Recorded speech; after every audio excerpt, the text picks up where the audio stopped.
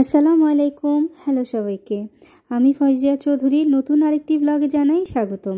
দেখতে দেখতে রোজা শেষ হয়ে ঈদ কাছাকাছি চলে এলো। কেমন চলছে সবাই ঈদের প্রস্তুতি? আমারও টুকিটাকি প্রস্তুতি চলছে, তারই কিছু ছোট অংশ আজকে আপনাদের সাথে শেয়ার করব। যা হোক, আর কথা বাড়াবো না। আজ করছি পেঁয়াজের বেরেস্তা, যেটা ছাড়া ঈদের দিনে সকল রান্না ইনকমপ্লিট।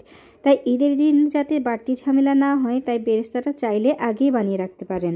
এখানে আমি দেশি পেঁয়াজ একটু মোটা করে কেটে নিয়েছি। তারপর হাতের সাহায্যে পেঁয়াজের ভাঁজগুলো যতটা সম্ভব ভালো মতো ছাড়িয়ে নিয়েছি। এবার একটি প্যানে তেল হালকা গরম হলে তাতে পেঁয়াজগুলো ছড়িয়ে দিয়ে দিব। এই সময় চুলার আঁচটা অবশ্যই লো থাকবে। জাস্ট একবার নেড়ে অপেক্ষা করব একটু রং ধরে আসার জন্য।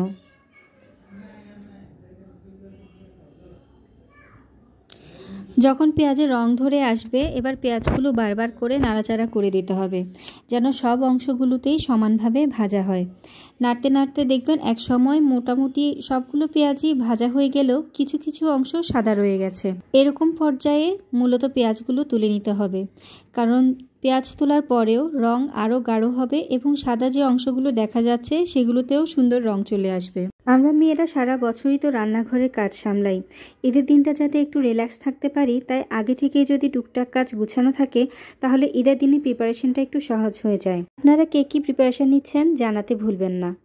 এবার আমি দ্বিতীয় ব্যাচে পেঁয়াজ ভেজে নিব। তেলটা যেহেতু গরম হয়ে গেছে, তাই আগে একটু ঠান্ডা করে নিয়ে আবারও লো আঁচে তেল হালকা গরম হলে পেঁয়াজগুলো ছড়িয়ে দিব এবং শুধুমাত্র একবার নাড়া দিয়ে রং ধরে আসার জন্য অপেক্ষা করব। আবারও যখন রং ধরে আসবে, তখন পূর্বের ন্যায় অনবরত নেড়ে নেড়ে মোটামুটি ভাজা হওয়া পর্যন্ত অপেক্ষা করব। কিছু অংশ সাদা থাকতে থাকতেই তুলে নিব।